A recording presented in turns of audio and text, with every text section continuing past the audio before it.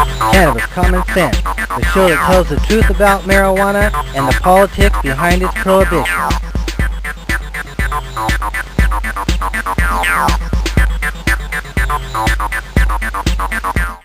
Hello and welcome to another exciting edition of Cannabis Common Sense. We have a great show for you tonight. John Cornett and Jan Sue Hurst are standing by over here, ready to play some original music. We have Casper Leach here, ready to co-host, and we'll be answering your questions about ending adult marijuana prohibition, restoring industrial hemp, and helping medical marijuana patients shortly after we bring out our infamous dancing cannabis leaves. I feel the force.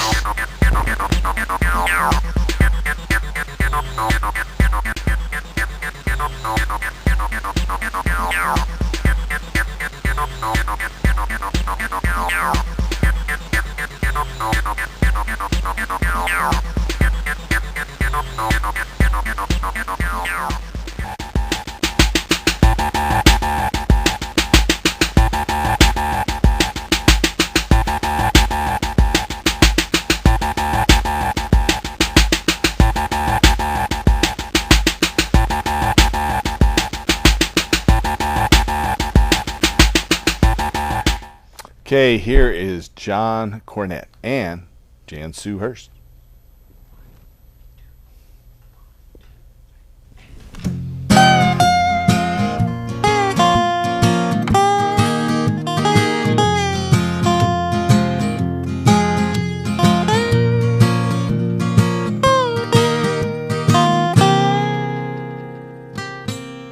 We are many, we are strong. So many cannot be so wrong. Doesn't anybody really care? We give in to so many lies. Can it be that we're alright? Can we be peaceful through this fight? All we really want to see is humanity set free. We are one big family. Once united, we'll be free. Now's the time to take a stand. Do the best that each one can.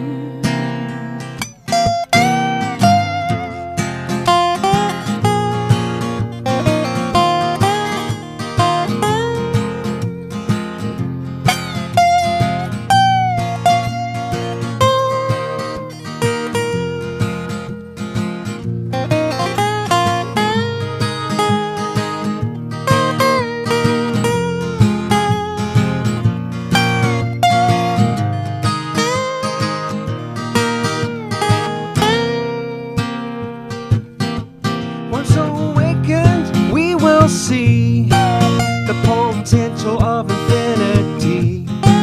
Abundance will be the norm when we are finally through this storm.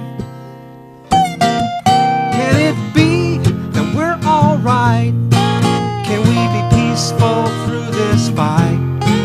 All we really want to see is humanity set free. We are one big family. Once united, we'll be free. Now's the time to take a stand. Do the best that each one can. Big family. Once united, we'll be free. Now's the time to take a stand. Do the best that each one can.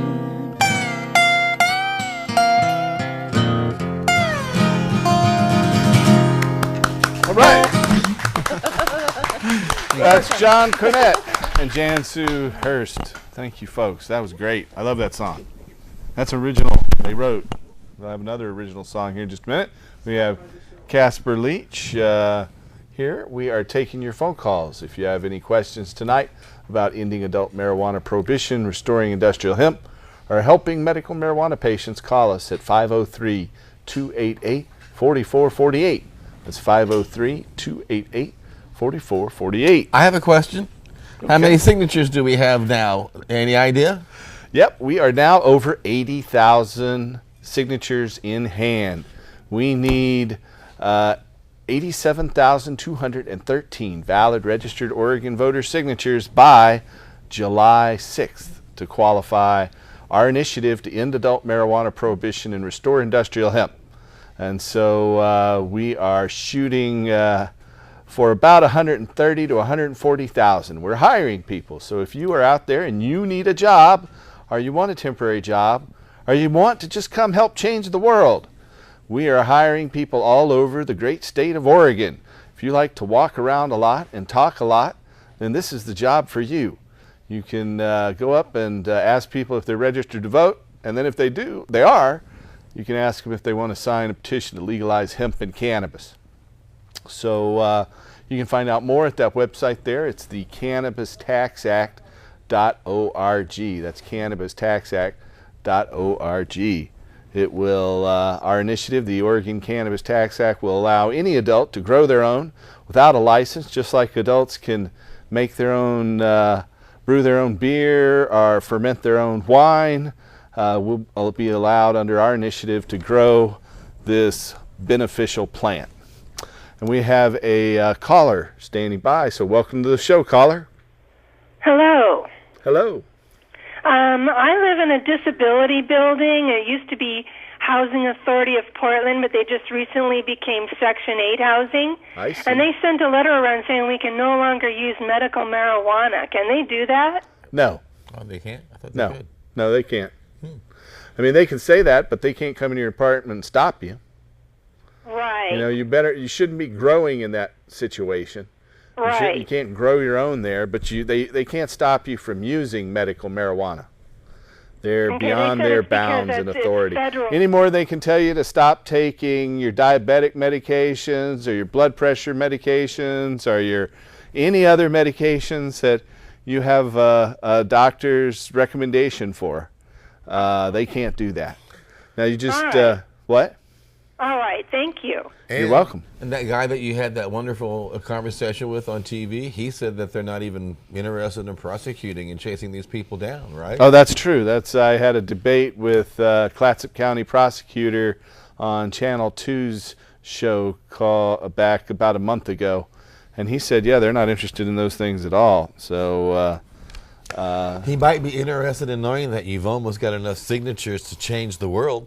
Well, that's one thing. Put him out of... Now, look, you at the DEA, don't worry. We'll find jobs for you. You can make sure that the marijuana that's being grown is good for either glaucoma or for, You can go after the heroin dealers or the There's an speed idea. dealers or the people selling pharmaceutical drugs. Or the bankers who are taking our money. That would be a good thing. Or the people who, the bankers who cheated us out and are the corporations that rip people off. You can go after them. And you farmers out there who are wondering, what are you going to do for a cash crop? Well, apparently after the election, you'll be able to put in marijuana. And I don't think just for growing, for smoking and medical use, we got needs for paper, fiber, and fuel. So there's a lot of reasons you can be growing this crop, right? That's true. I really believe that when we legalize marijuana, the marijuana will become a small chunk of the economic pie, and that the majority of value in the new cannabis hemp crop will be in the hemp seed fuel,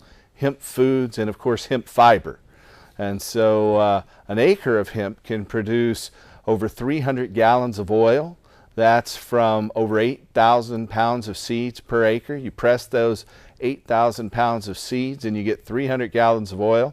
That's 3 times more productive than the next most productive seed oil crops, which are sunflower seeds, soybeans, and canola. Each of those produce about 100 to 120 gallons per acre. That 8,000 pounds of seeds will make 300 gallons of oil with the residual byproduct of 6,000 pounds of high-protein hemp seed meal. So where, for instance, if you make ethanol out of corn, you're taking food out of the market and driving up the price of food. When you make biodiesel out of hemp seed, you're creating food as a byproduct, which will help wipe out and eliminate world hunger. And it's actually high-protein hemp that produces the 8 amino acids that humans need for nutrition and the perfect balance of each of them for and here's a nice plus too. Maybe instead of filling up our prisons next year, we can start filling up our classrooms with kids who have books in their hands and children who are getting a lunch in the afternoon, so they maybe can stay awake. They'll be able to have a band or some sports or recreational things too afterwards, maybe, where they can be healthy. They can study languages. And to me, that's a lot more important than putting little Johnny behind bars to see how little Johnny can deteriorate, what kind of monster he can turn into. Now, our initiative, according to Jeffrey Myron, an economist at Harvard University, he has estimated that here in Oregon we will generate over $200 million a year. And that's a very conservative estimate. Taxes? I think it'll be a multiple of that. $140 million in taxes and over $60 million in savings in the criminal justice system that we spend arresting and prosecuting people who grow or sell marijuana today. We spend about $61.5 million a year here in the state of Oregon every year arresting, trying, and imprisoning people who grow or sell marijuana. And we haven't even touched upon the amount of money that's generated from the sale of the licenses for the medical marijuana patients who require the license. Are the social users who will be able to buy it in legal stores now instead of going out on the black market. So Oregon might have its roads fixed and its schools filled and its children learning things. And create exciting new industries that are environmentally sustainable to make plastics out of hemp seed oil, fuel out of hemp seed oil, paper, canvas, rope, lace, linen, and building materials out of hemp fiber, not to mention the food and the protein. And we haven't even touched on the medicine and the adult social use. Well, now you know, Paul, they're laying in wait. They figure even if it passes and once it starts, they're going to come rushing in here with all the federal boys and still shut everything down. Well, Are you set for that? We specifically wrote this to be upheld in federal court. So this was written to withstand a federal court challenge. We did that by implementing a system of controls lifted directly out of international treaties and by the first third of the text are findings by the people or the sovereign, stating scientific, legal, historical issues are findings by the people for our break from the Federal Controlled Substances Act. We have a little film clip we're going to roll. We'll be back in just a moment. Hi, I'm Willie Nelson, and I urge you to support the Oregon Cannabis Tax Act to regulate marijuana and restore industrial hemp. This initiative will end adult marijuana prohibition and let our criminal justice officers focus limited resources on real criminals and not on marijuana users like me. OCTA will also allow farmers to grow hemp for fuel, fiber, and food, to create jobs and help our economy. Please support OCTA. Thank you. Thank you, Mr. Willie Nelson. He is probably the world's most famous cannabis user.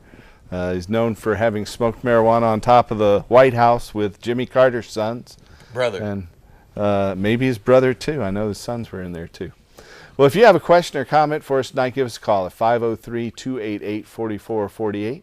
That's 503-288-4448. You know, tomorrow, right here in River City, there is going to be the 13th annual Global Marijuana March in over 300 cities all around the country. They are marching, and Portland's one of them. So they're going to leave Pioneer Courthouse Square at noon tomorrow and march for a mile under police escort with a permit to do so around the downtown city, right by where Cinco de Mayo is taking place on the waterfront. I understand the weather's going to be great. There's some video from a previous year when the weather wasn't great, but I urge you to go on down and march and show support. We'll be out in force collecting signatures. So it starts at noon. The march starts at noon. The gathering there will start at about 11 a.m. and then the march goes out at noon. So if you're not there before noon, you'll miss the march. But I think they'll be there a little bit longer. What does it say there? Well, noon's it. I don't know how much longer it'll go after that. But it's a nifty little sign. You know they're smokers, right?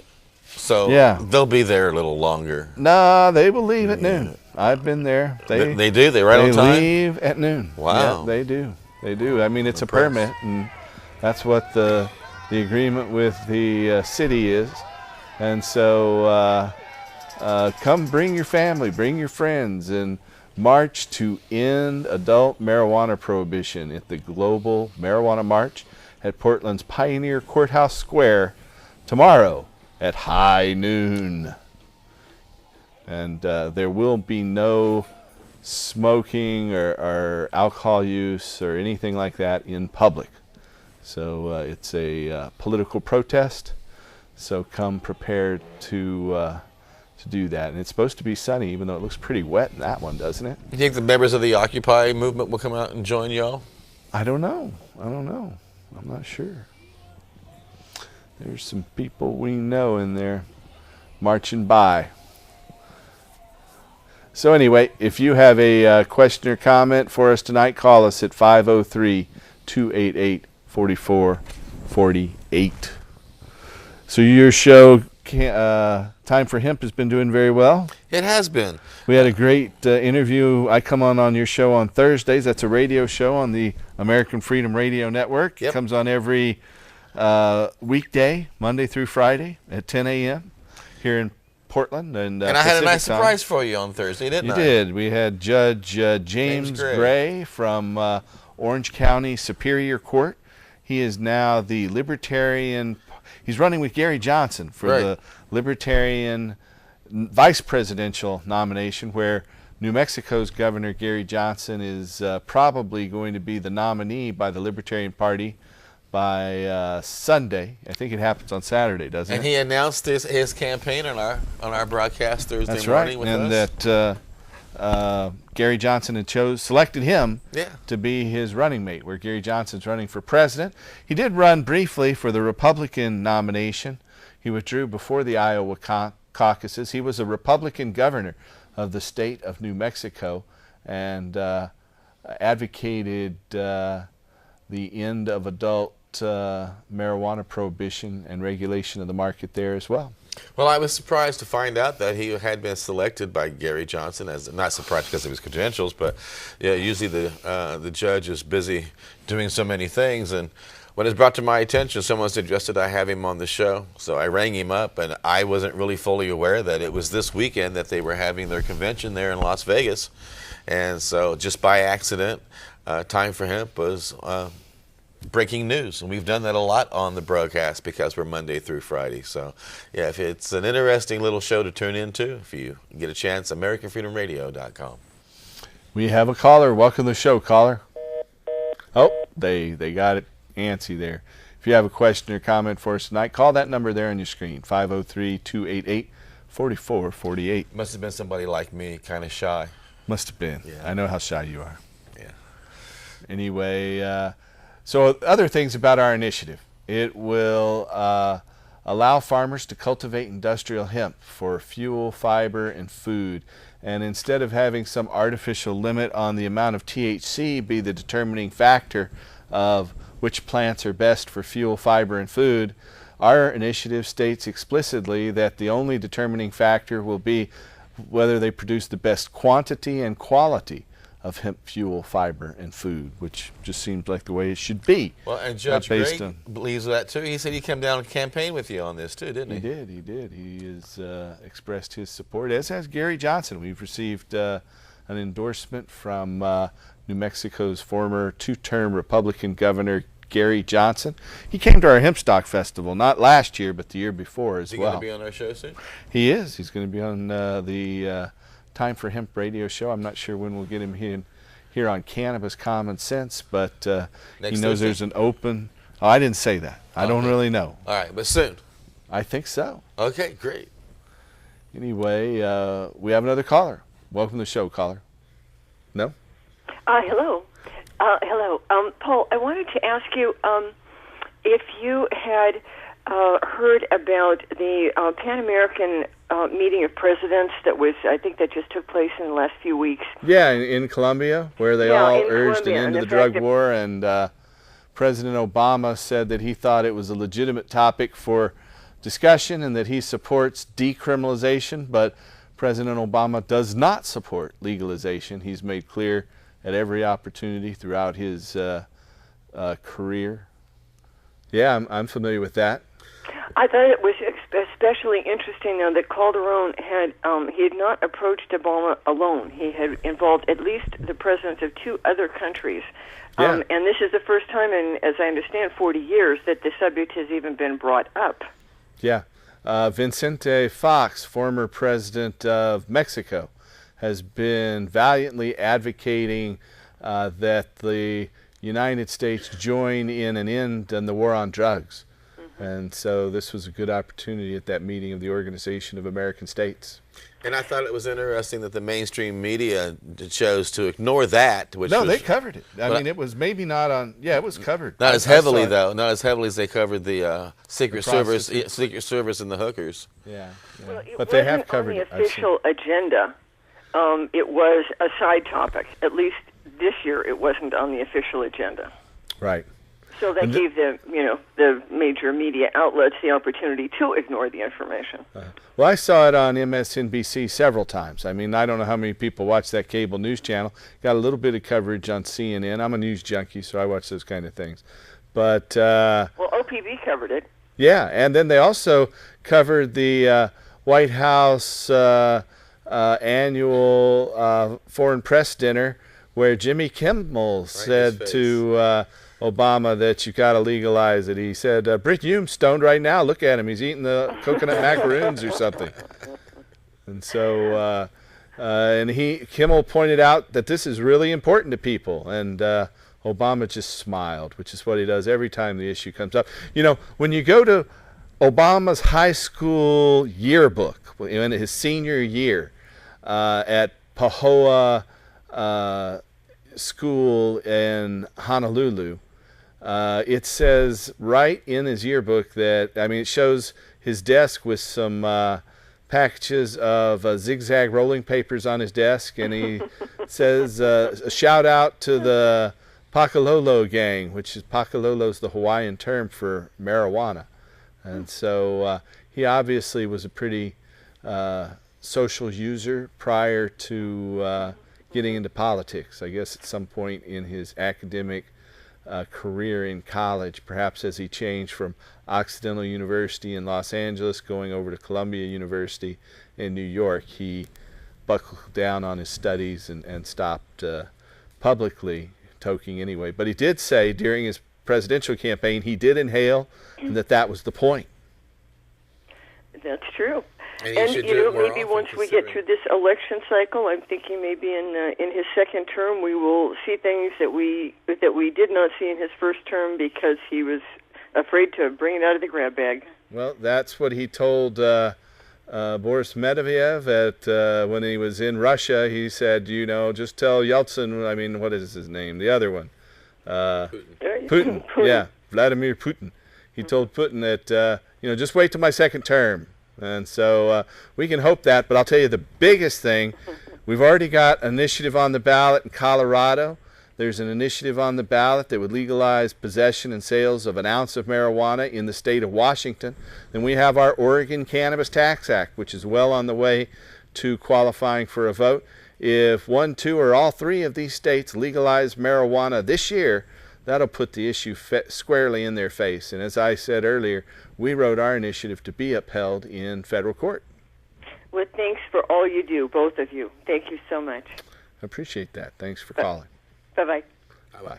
I think he needs to smoke pot a little bit more. Ed Rosenthal's got it right. He suffers from lack of marijuana syndrome with some of these bills that he's signing and the way he ignores the medical marijuana industry in California and the way he's gone back on his promises. Wish he was ignoring it. I mean, just this week, in fact, they went and indicted and started prosecuting half dozen people in southern Oregon, at least, maybe more than that were involved in cultivating for multiple patients in pretty large gardens. And they down the doors in Oakland, California at the Oaksterdam University and new a raids couple this weeks past ago. Week. New raids down there this past week. New raids. I know they raided a lot of places in Santa Barbara County. I hope it's the dying gasp of the drug prohibitionists. That's what a lot of activists are saying. I mean, a lot of We're activists are hoping. saying that. It's like they're scared, they're frightened, it's their last chance to do anything at all before they go down in the dust and realize. Well, it was that it's Mahatma over with. Gandhi that said, first they ignore you, then they make fun of you, then they attack you, and then you win. Yeah. So we've been through those first 3 stages, and it's time for us to win and end adult marijuana Intelligence prohibition. wins out over stupidity, right? Truth and over wins lies. over lies. That also wins out, and righteousness over unrighteousness, right? So we got the indignant in righteousness of being put behind bars. We got the lies that's been told about this plant, and the truth that's been hidden in the history, and so that's got to finally win over. And you just got to think that goodness of heart also tossed in there's got to make a little difference. So. Yeah, those of you out there who are trying to keep marijuana illegal, it's time that you wake up and realize, again, intelligence outweighs stupidity and righteousness outweighs unrighteousness. And there's just no point in continuing this. You're wasting tax dollars and you're wasting time. So come on down here to Oregon, help us get these signatures, help us make a difference here in this state so that we can finally end this horrific policy that has really not only destroyed so much of our society here in America, but so many other places around the world. We have another caller. Welcome to the show, caller. Hello, Paul. How are you guys tonight? Hey, we're doing great. How about yourself? Okay, well, I saw Pat Robertson on television say that it's time to repeal prohibition of marijuana. Yeah, and that people shouldn't go to jail for marijuana. Yeah. So when we I get thought Pat I'd pass Robertson that on one our on. side, hopefully we're on the verge of winning this thing. Have a good night. Hey, thank you. Thanks for bringing that up. And Nancy Pelosi, she adores the shadow of Obama, let alone the man himself. But she's came out against the raids on the medical marijuana dispensaries just a couple days ago. She sure did. So, and she's the former Speaker of the United States House of Representatives. So it sounds like the writing's on the wall, right? They just need to learn how to read. But we've got to keep fighting. Right now we have a petition drive to end adult marijuana prohibition, restore industrial hemp. We have 80,000 signatures. We're hiring petitioners. So if you're out there looking for a job, this is a good temporary job. We've got some people who are working 40 to 50 hours a week and getting over 600 signatures a week who are earning over $1,000 a week. If you'd like to be one of those people, then give us a call at 503-235-4606. We're looking to hire petitioners right now. We're hiring people all over the state of Oregon. We got people coming in from around the country, even from around the world. One of our best petitioners moved in from Cambodia, an American citizen who'd been in Cambodia for a while. Ray Crystal, he came in and has been going crazy gathering signatures. We could use your help. Just from our initiative alone, you could be earning over $1,000 a week. So give us a call at 503-235-4606 or come into our office at 2712 Northeast Sandy Boulevard. We're right at 2712 Northeast Sandy Boulevard. And I understand we have another caller. Welcome to the show, caller. Are you talking to me? Yes, we are talking to you. Okay. I was wondering if I can register my name through the phone on a petition. Yeah, I haven't signed one. Yeah. In fact, you can go to there's several ways to get a petition. The easiest one is if you have a printer and an internet connection, you can go to our website at cannabistaxact.org. If you're having trouble spelling cannabis, you can just go to octa2012.org and go there. There's a little button that says sign the petition in red. Click that button and you can print out that petition, sign it, and mail it to our office at 2712 Northeast Sandy, or bring it into our office, or just come into our office and pick up some petitions at 2712 Northeast Sandy, or call us at 503-235-4606, and we'll be happy to send you some petitions. So there's all those different ways. If you're looking for a job, gathering signatures, just come to our office there on Northeast Sandy, or again, call our office and get involved. Did I answer your question?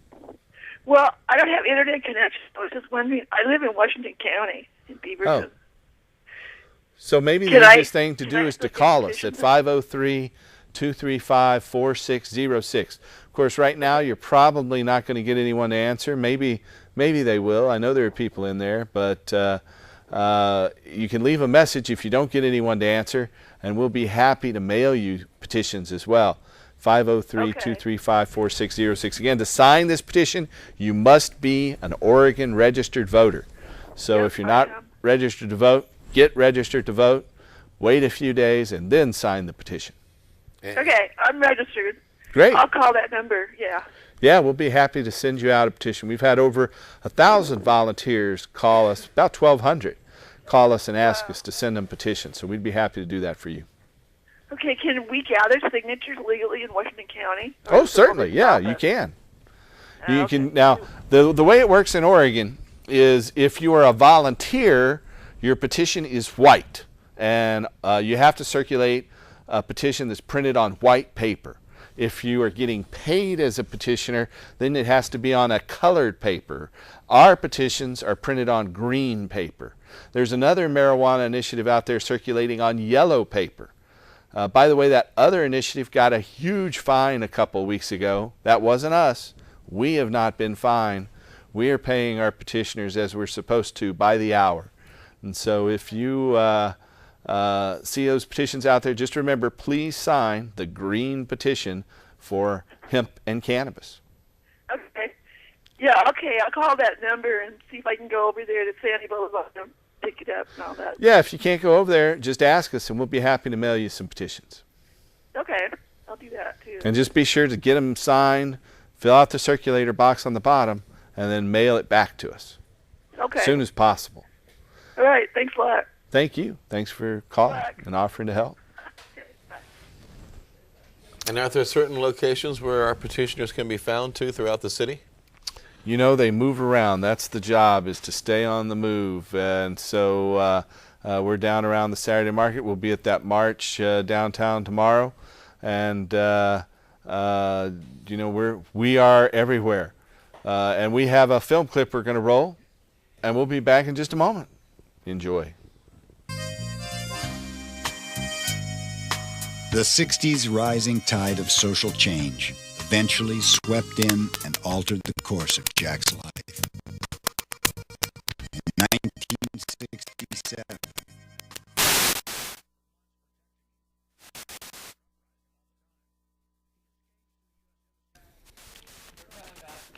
well, that was a little technical glitch in the DVD drive there, I think. So that was a clip.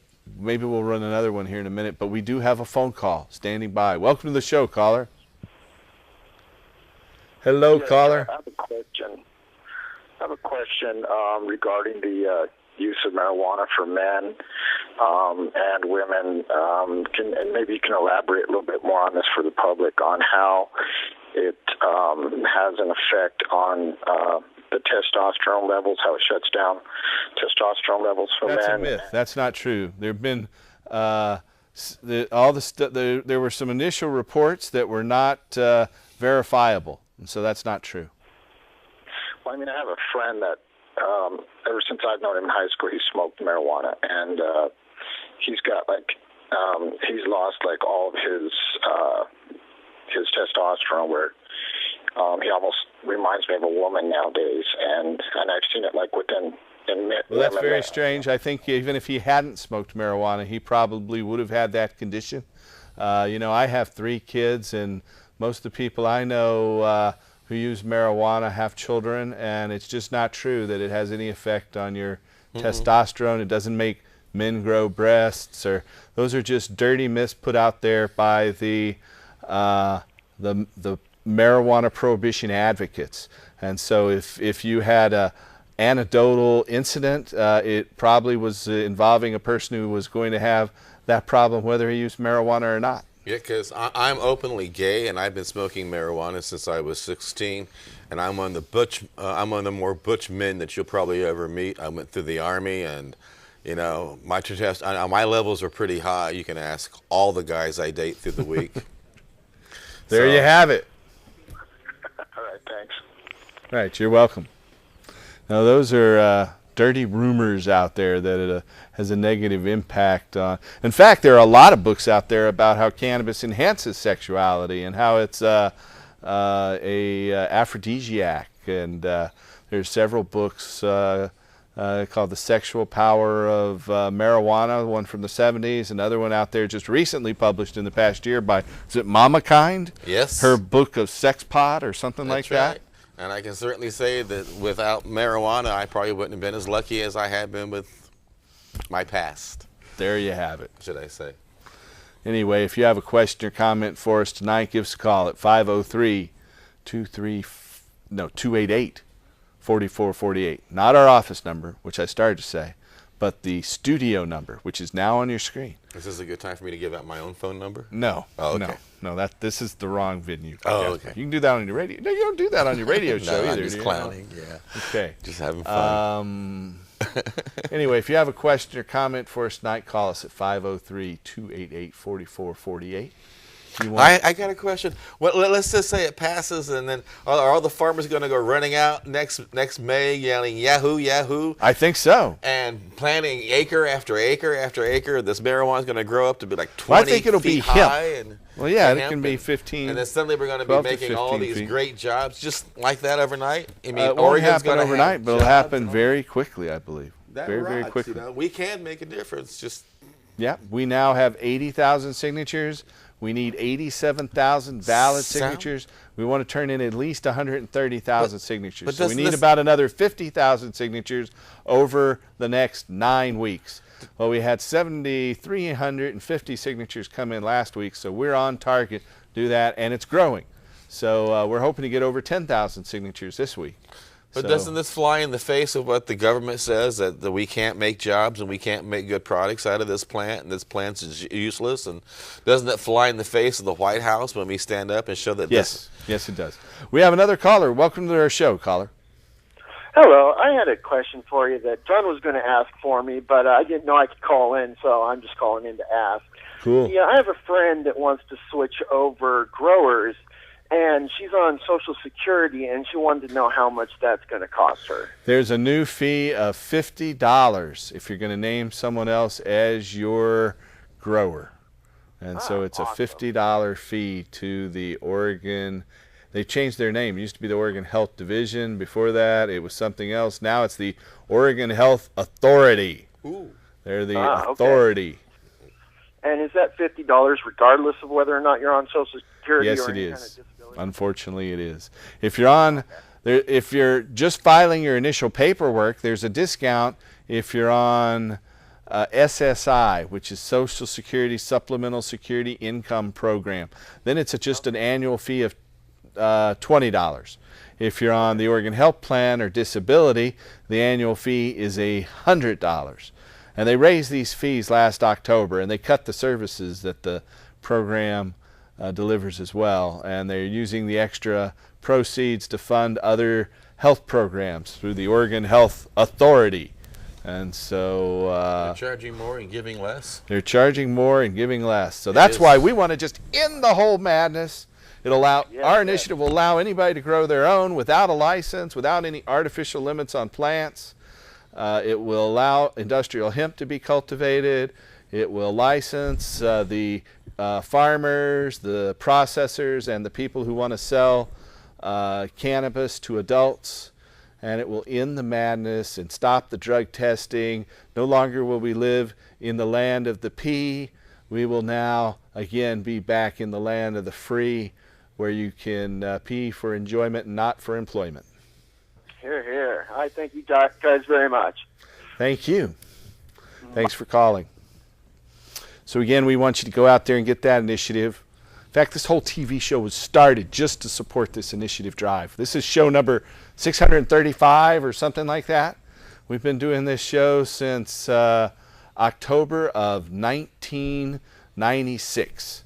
And so we are here to end adult marijuana prohibition, and our initiative's on the verge of success. We need your help. We want to employ you if you're looking for work. We want you to sign our petition if you're an Oregon registered voter. We want you to vote on this next November. Well, now that sounds like I'll be able to retire if this passes, because I started this program to help end prohibition in 1991, and if this law There'll be passes, a lot of people still interested in time for hemp, I think, in radio and television, and we'll create a whole new, larger culture. Well, that'd be. Well, I can start focusing on the success of. So when I did, you mentioned that debate with Clatsop County Prosecutor Josh Markey. I did on Channel 2 about a month and a half ago. He said toward the end of the show that we don't want Oregon to be the stoner state. Well, we don't want it to be the stoner state, but Oregon is the wine producing state. The Department of Transportation just came out with a new license plate advertising Oregon wine country. Nobody in Milwaukee, Wisconsin says let's throw the beer industry out. No one in California says let's throw out the wine growers down there. I think that when we legalize hemp and cannabis in Oregon, we'll be creating exciting new industries in the energy industry with hemp fuel made with biodiesel from the seeds and ethanol from the biomass. We'll have new industries in paper, revitalizing our dilapidated paper mills. We'll have new industries in building materials. Instead of all those sawmills cutting boards of old growth timber, we'll be creating fiberboard from industrial hemp. We'll have canvas, rope, lace, linen to add to the textile markets. We'll have hemp fuel, hemp food. The hemp food will be the soy milk, the granolas, the hemp ice cream you see out there. Currently, all that hemp is imported from Canada. We could be making it right here and enriching our communities. Well, I got a question. Don't they discourage drinking and driving? Not hemp milk. No, but I mean liquor. Yeah. So now we're promoting the liquor industry on our license plates. Well, the wine industry. The wine industry. Still drinking and driving. But they're really terrified of a plant that can produce paper, fiber, fuel, and medications. But by some golly, of them are. Well, we're here. I think that, our polls show that we start out with 62% support for our Oregon Cannabis Tax Act. So we think we can win this election. Please help us put this on the ballot. You can go to our website, cannabistaxact.org, print out the petition. You can make a donation. Donations actually qualify here in Oregon for an Oregon tax credit of up to $50 a person or $100 for married couples filing jointly. So you can make a donation of up to $50 and the state of Oregon will pay you back next year when you file your income tax. So you can consider it a loan. Loan us $50 to our OCTA 2012 political committee to put the Oregon Cannabis Tax Act on the ballot. And next year, when you file your Oregon state tax return, you can check that little box that says you made a political contribution, and you don't even have to tell them on your tax form who you gave it to, and you'll get that $50 back. We have a caller, though. Welcome to our show, caller. Yes, hello, welcome. Hey, welcome. This is me? Too.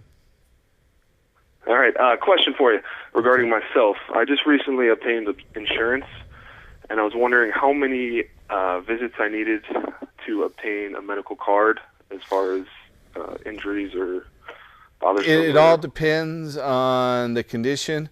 I recommend that you call that number. If you're outside of the Portland area, you can call us at 1-800-723-0188. I don't want to get into your specific medical conditions and the details here of your private, condition. But if you call that number, there are the conditions: chronic pain, nausea, AIDS, glaucoma, irritable bowel syndrome, seizure and spastic disorders, asthma, GERD, hepatitis C, Crohn's disease, cancer. That's just the tip of the iceberg. There's cachexia, multiple sclerosis, neurodegenerative diseases, gastrointestinal ailments. Chronic pain conditions are the largest single qualifying condition. So if you're in the Portland area, you can call us at 503-235-4606. That's 503-235-4606. And I just got to say a big thank you to all of our patients who come through our clinics, because that's how we're able to fund all of our work. And our petition drive is funded, the vast majority, more than 90%, by patients coming in and seeing our doctors and helping them get their medical marijuana permits. So you guys rock. We really thank you, and we're happy to help. We have good doctors and try to meet the rules. So I can't really talk about your specific conditions. Understandable. Another question for you regarding a friend that does have conditions that do qualify for medical, but they work for a corporation, and they're worried about, as far as a national level, if a drug test was administered, but they did have medical marijuana. Would that be considered legitimate? It's really up to their employer. Then usually most employers say, even if you have a medical marijuana permit, for instance, if you're injured or you're in an accident, you have to be drug tested, that having THC in your system, even though you might not be impaired or not have used marijuana in a week or two, that could violate their drug testing rules. Now, when we legalize marijuana with our initiative, that will end. It'll be legal. They won't be able to say you're using an illegal drug anymore. And well, like I said, we will end the madness of America's the only country in the world you have to pee for employment. And so we'll end the madness of making our country the land of the pee, and we will again become the land of the free. Amen. Thank you, sir. All right, I appreciate it. Great, thank you. So just what was it that set you off 16 years ago that made you just so hell-bent to... Well, it wasn't just 16 years ago. I guess it was back when I was a teenager, more than 30 years ago. I just saw that marijuana was a good thing and that it wasn't as bad as alcohol, and that the government used marijuana to crack down on dissent. The Vietnam protesters, they went after him based on marijuana. Tim Leary, they went after him based on marijuana.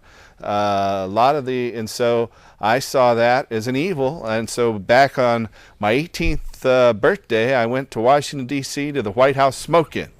And then later I organized in Washington State as the coordinator for the National Organization for the Reform Marijuana Laws. I was the executive director of the Washington State NORML from 1982 to 1984. Then I moved here to Oregon to help legalize marijuana in 1984, and I've been at it ever since.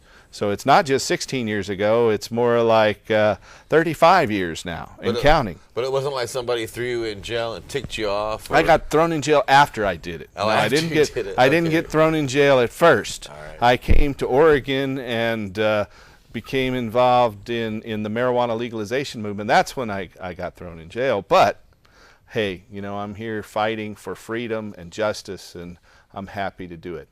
So, I mean, you know, basically, what better thing can someone do than to make society a better place for future generations? And that's what ending adult marijuana prohibition, restoring industrial hemp will do. So it will help future generations. I really believe that marijuana prohibition is a bellwether issue for the future of freedom. That if we don't establish firmly the right to think our own thoughts and the freedom of consciousness, that the future of freedom is grim indeed. That marijuana is a bellwether issue, that with the advent of genetic technology and genomic science and nanotechnology and the miniaturization of machinery, and with artificial intelligence burgeoning and growing at an exponential rate, and you know, within 30 years they'll be able to completely read your mind using computers and scanners. And well, so women can already read a man's mind, so that's no big deal. That's easy for you to say. Yeah, well. But anyway, so I think that marijuana is a pivotal issue, and that we must expand natural individual rights in the face of these exponential growing technologies, and that marijuana is a first step, and also that it will naturally decentralize wealth. In fact, marijuana was prohibited mainly because of its ability to make hemp fuel and fiber. And so in fact, marijuana is just a smokescreen. Marijuana prohibition is a smokescreen. It's really about the continued centralization of economic and political control. It's really about hemp fuel and fiber and medicine. And when we legalize marijuana, it will redistribute wealth back to the farmers instead of to the huge corporations. It's a battle, as the late great friend of ours, Gatewood Galbraith of Kentucky, said, who was on this show just last year and passed away in January, it's a battle between the synthetic subversion of our natural cycle. And hemp represents the most productive fuel, the most productive food, the most productive fiber, and the most productive medicine plant source on the planet. And they prohibited the plant that was really the basis of agriculture. All archaeologists agree that marijuana, hemp, cannabis was the first crop purposely cultivated by human beings over 12,000 years ago, perhaps as much as 30,000 years ago, that it was the basis of agriculture and civilization itself. So we prohibited the plant that's the basis of agriculture and the plant that produces more fuel, fiber, food, and medicine than any other plant, and that, my friends, is very evil. And ending this prohibition will make our world a better place. It'll be interesting that's too, that's what motivates me. To see what we can produce too after we can get it, to start researching it and doing more research on it and learning how the properties of this plant. You know, we've had 100 years of petrochemical engineers cracking the hydrocarbons in petroleum in a highly toxic manner. Let's put all those minds to work cracking the hydrocarbons in the hemp seed oil. Can you imagine all the cool things that might come from this plant? Just we don't imagine even if know. the Exxon Valdez, when it dumped the super tanker of oil into Prince William Sound up in Alaska and poisoned the environment for a generation. What if that had been hemp seed oil? Instead of poisoning the environment, it would have enriched the environment. The animals would have a very nutritious food, and there wouldn't have been any toxic byproducts or poisoning. So there you have it. We have another caller, though, who's been standing by. Welcome to our show, caller. Oh, I guess I talked too long. Another shy guy, just like me. me. So. Our shy gal. Yeah. This is your chance to get through. If you want to call us, it's 503-288-4448. We've just got about less than 8 minutes left to go, so we might get another caller in there. But I stepped off the soapbox. We've also got a little festival that you all put together here in Portland coming up here in about 3 more months, don't we? That's right. The Portland Hempstock Festival is coming up on September 8th and 9th down at Kelly Point Park. We're working to rename Kelly Point Park the Jack Herer Point Park. Jack Herer gave his last speech there a couple years ago. And so you have to wait 3 years after someone passes away before you can rename a park. So not this year, but maybe next year, we will have the process going to rename Kelly Point Park, the site of our Hempstock Festival, to the Jack Herer Point Park. That explains why my mom wanted to name a park after me. Ah. We have another caller. Welcome to the show, caller. How you doing, Paul? Pretty well. How are you? Not too bad. Just had a hip replacement, and I was just wondering if you knew of any places that were 420 friendly for rehab.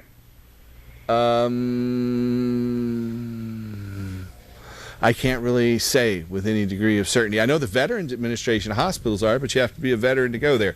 They've changed their rules a couple years ago, so the VA hospitals are now cannabis friendly, and you can use medical marijuana in the veterans hospitals, which, given that the federal government's the font of prohibition in the world, it's kind of odd, but we're happy to say that's the case.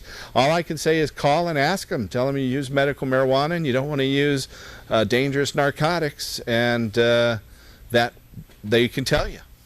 Yep, I've been doing that. I wish I could give you more. Once you find out, give us a call and let us know. Oh, I definitely will, Paul. Thanks again for doing such good work that you're always doing, and I'll keep watching the show. All right, thank you. Good luck with that hip replacement. I know that's you bet. Hard surgery to overcome. Yeah, you should start a nursing home for us old smokers. So You've said that before, haven't you? Really? I understand from watching PBS that there are a lot of communes out there for our generation so that we can have our medication without having to worry about the DEA coming One thing at a time. One thing at a time. Well, I want to remind you that the Global Marijuana March is happening here in River City tomorrow, May 5th. It starts at noon. Don't be late because it will go marching around at noon. It'll take them 20 or 30 minutes to get back to Pioneer Courthouse Square right here in downtown Portland. It's taking place in over 300 cities all around the world. So we are about out of time.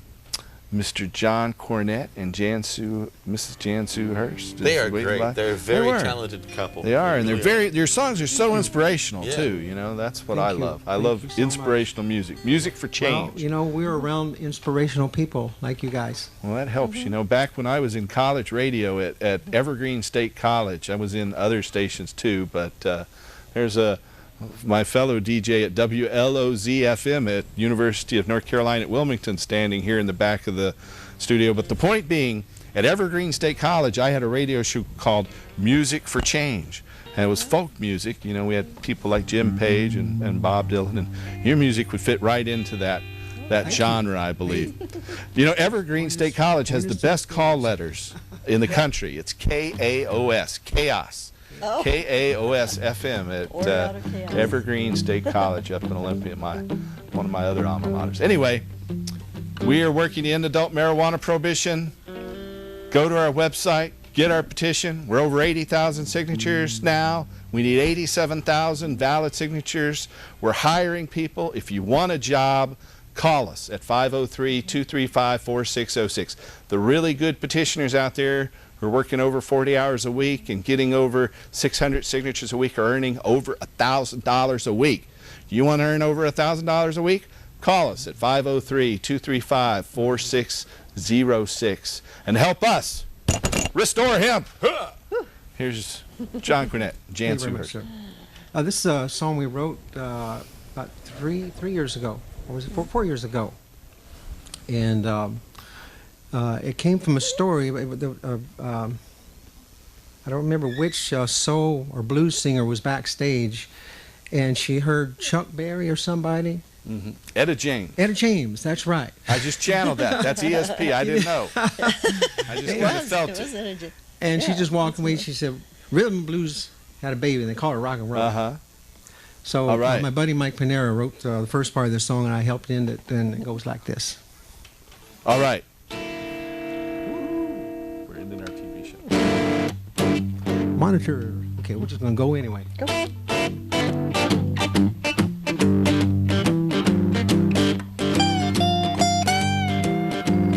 Once upon a time, not so long ago, rhythm and blues had a baby, and they called her rock and roll.